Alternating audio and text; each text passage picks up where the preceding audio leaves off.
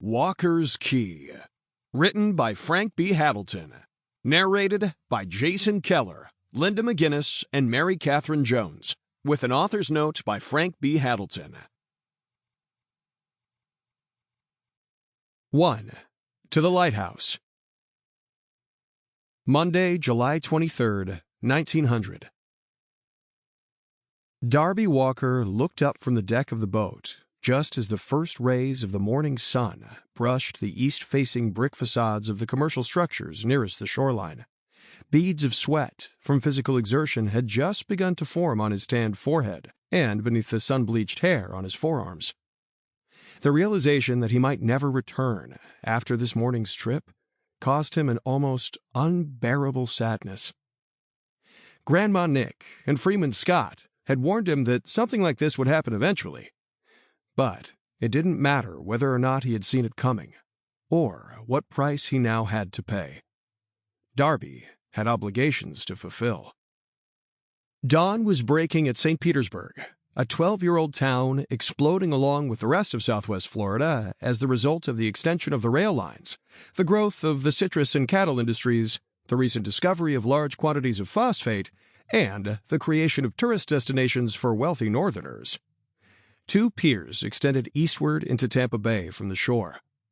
On the Atlantic Coastline Railroad Pier, at the foot of First Avenue South, trains could pull right up to the large vessels alongside the pier to load and unload freight in and out of the area. This is where the larger sailing vessels and steamships would dock.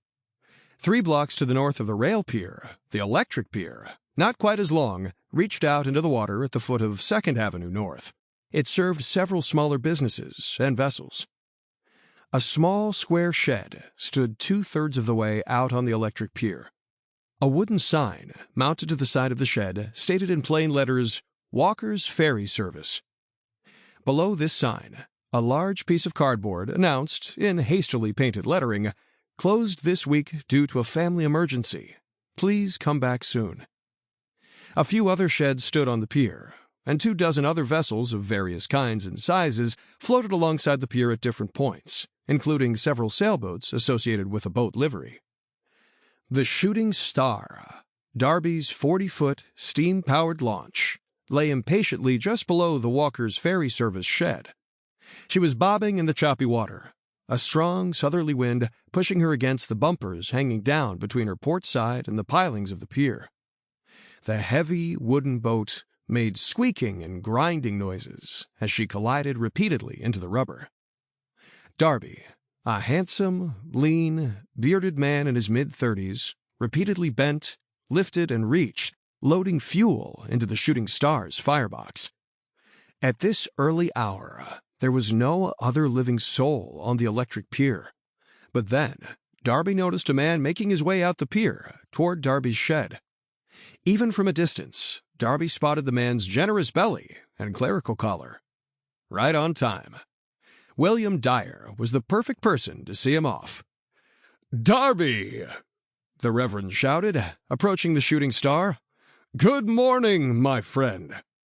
"Reverend Dyer, good morning." After several more paces, Will stood directly above the Shooting Star. Close proximity made shouting no longer necessary. "Darby, with all the time we just spent together working on the service, surely we're beyond formalities. Please, call me Will. You may call me Reverend Dyer at church services, if you must." "Okay, Will it is. Of course, that means I will probably never again call you Reverend." Darby smiled up at Will, who smiled back. "I know. You've made it clear.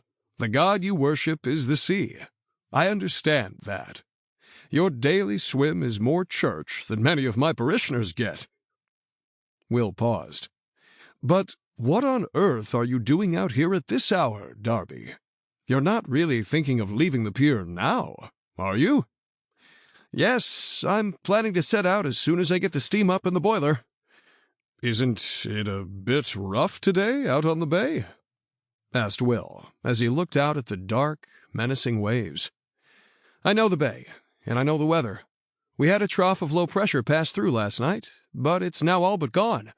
In the time it takes to get the steam up, the wind will be wrapping up, and the waves you see now will begin to die down." Sample complete. Ready to continue?